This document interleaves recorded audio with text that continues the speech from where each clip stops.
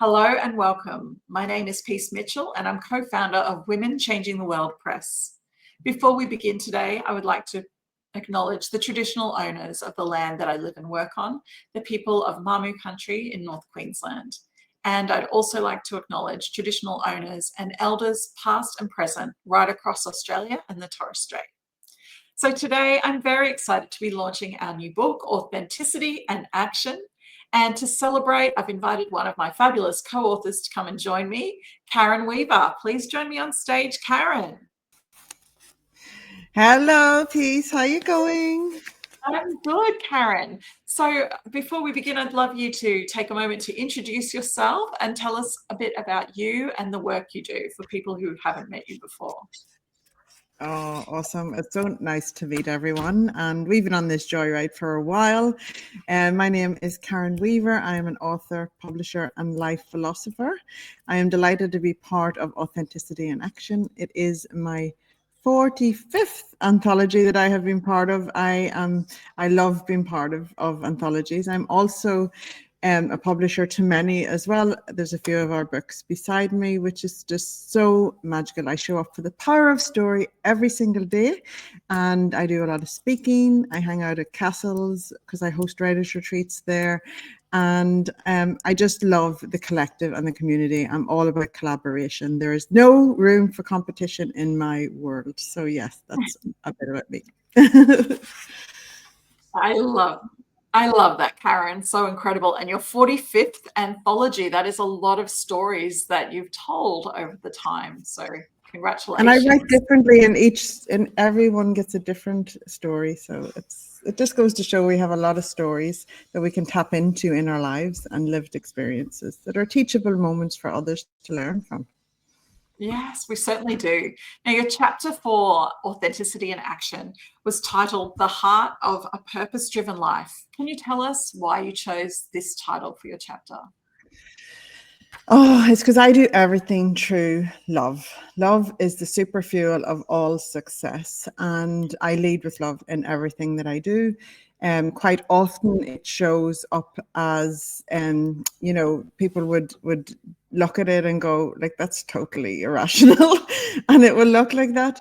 But whenever you lead with love, you are guided. You know what the next step is, and that's why I can reach high levels of success and achieve and experience things in my life that people could only dream of, is because I lead with love. It happens, the super fuel, and it's always against convention, really.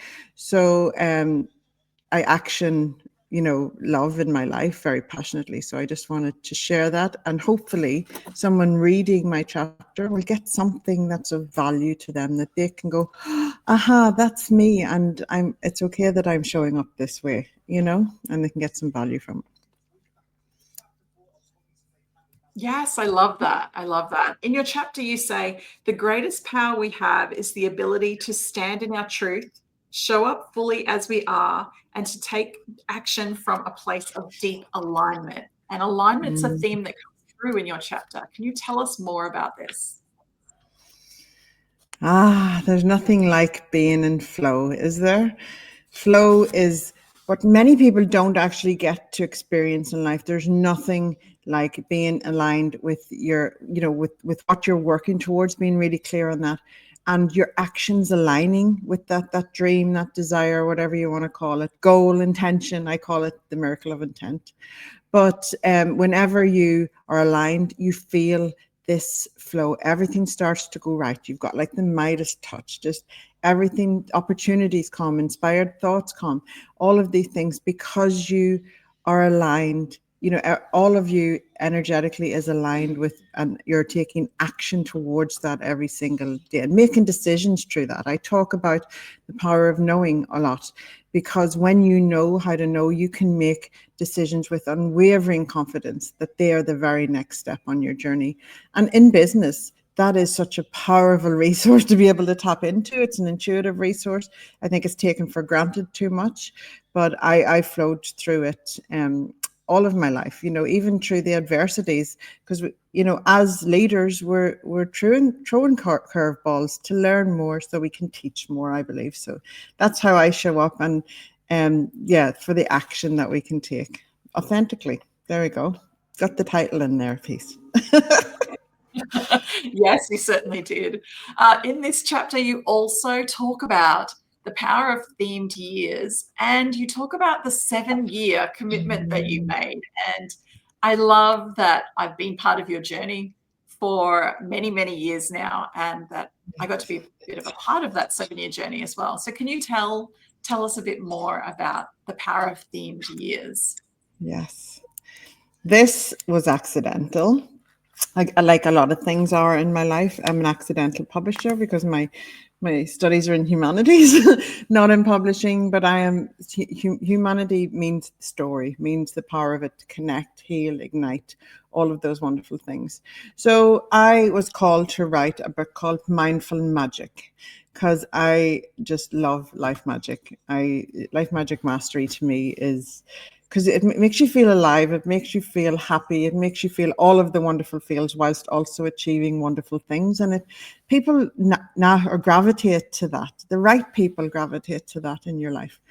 And so I wrote Mindful Magic, and then I was like, there's more books to this. And so I started writing a series of books, and it was to be 5 initially. And then I also, on the year I was writing Mindful Magic, I actually wrote the book in 3 weeks, but it was because of a year of magic that I had set the intention. So every single year I set an intention, and I live through that, the essence of that for the full year.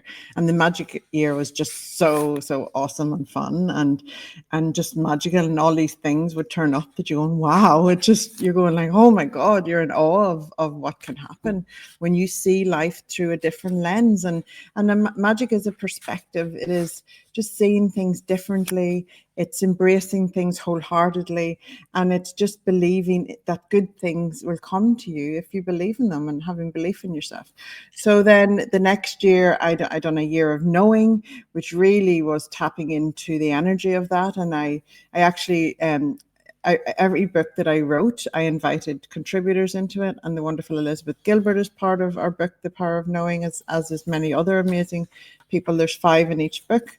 And then I done my year of intent, and the book is called The Miracle of Intent.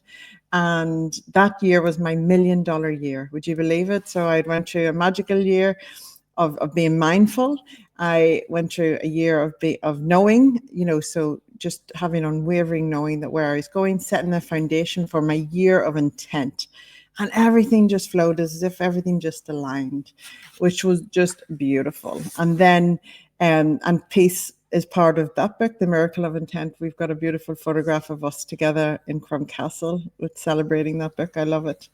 And then after that was my year of gratitude. It was just such a beautiful frequency year, because gratitude is a hack to get onto the frequency of abundance. So it's just a beautiful year. I actually happened to invite Joanna Hunter into that book, and I actually had started her $1 million experiment the year before and had my $1 million year that year. And I didn't realize until I was interviewing her for the book that I put 2 and 2 together. And now I'm writing for her anthology as well. And then we've got the year of love. Love is the super fuel of all success. So I wrote a book called The Law of Love. And I done everything so intentionally through love that year. And it was just a beautiful year. Then the year of forgiveness came, and it nearly killed me, Peace. It was a year of forgiveness. I thought I was a forgiving person, but I realized not so much. I forgive, but I don't forget. And then I realized that's okay.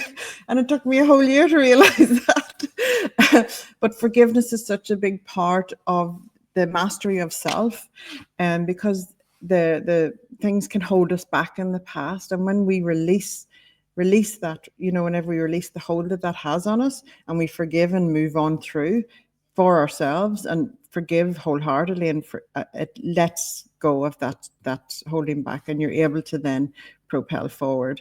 And then the last one is belief, because if you don't believe that something's possible, how are you supposed to embrace it? Like, how is it supposed to come into your life? You've got to believe. And like, belief could be at the beginning, because it has to be that. So yeah. It was a very powerful 7 years, and it wasn't supposed to happen a year each, but I honored the process, and that's how it happened. I love that so much. It's such an inspiring way to approach life and to dedicate 1 year to each of those books. It's Yeah. a really beautiful way to Yeah. pull it all together as well. Now, in your chapter, you also talk about the ripple effect and the fact that when we show up and live authentically as our most authentic selves, we give permission to others to do the same. Can you tell us a bit about this? Absolutely. And this year is all about this piece. This is a year of the empowered soul. And that means that we have to show up for ourselves first, be the highest version of ourselves. And in doing so, we show others what's possible. And so we have to pour into ourselves first. And in doing so, we then become the highest versions of ourselves so that we can have a ripple effect in the world, or even with our family or with others. And behind every one person whose lives we touch, there's hundreds of other people, or maybe thousands, who will then feel the ripple effect of that. So if you just focus on that one person in that one moment, and be a positive influence in their life, and show them how you do things. Like showing up here today, I'm hoping that someone resonates or someone is inspired, and that they learn and be that beacon for others, because it starts with us. It's not selfish. It's important that we focus on ourselves first, become the highest version of ourselves, so that we're pouring into others from a full cup, not an empty cup. Because I think even as women, especially as women, we give so much to our families and to others, and we think we always need to be in service, but we actually have to be in service to ourselves first. It's a very important message that I hope that everyone hears loud and clear.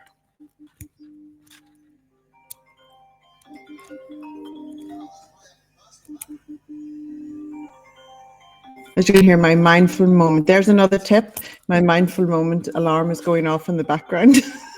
And I have these special alarms that go off during the day 3 times. And it's a mindful moment on my telephone where I just stop and be in a beautiful energy for 1 full minute. And it is usually an essence of gratitude, or it's an essence of my higher self, or just feeling something really like it's a recalibration for the day. It really works for me. So, yeah. Oh, well, thank you so much for being here today, Karen, and chatting with me. And thank you so much for your chapter in Authenticity and Action. I really loved reading this and learning more about your approach to authenticity and alignment and all of those things. So Thank you, everybody, for tuning in today as well. Make sure you grab your copy of Authenticity and Action at wcwpress.com. Thanks again, Karen. Thanks for having me. Congratulations on the book, and celebrating all of my special amazing co-authors. Take care. Thank you. Bye for now.